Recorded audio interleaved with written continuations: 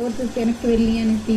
So ఇది ఒక constant పరిణామం కాదనేసి చాలా మంది ఒక కన్ఫ్యూజ్డ్ మోడ్ లో ఉన్నారు, వెళ్ళాలా వెళ్ళకూడదా అని. అయితే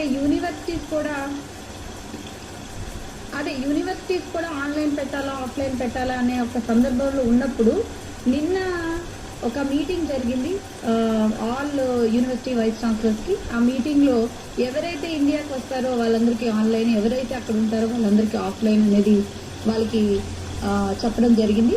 అయితే ఇందులో భాగంగా ఇప్పుడు నా పర్సనల్ ఒపీనియన్ ఏంటంటే, ఈరోజు ఎయిర్ ఇండియా ఫ్లై అవ్వాల్సిన ఎయిర్ ఇండియా ఈరోజు ఎయిర్ స్పేస్ క్లోజ్ అవడంతో ఆగిపోయింది. సో ఈవెన్ మా స్టూడెంట్స్ కూడా కొంతమంది జఫ్రోజియా స్టేట్ మెడికల్ యూనివర్సిటీలో మ్యాక్సిమం తెలుగు విద్యార్థులు యుక్రెయిన్లో చదువుతున్నారంటే జఫ్రోజియా స్టేట్ మెడికల్ యూనివర్సిటీనే.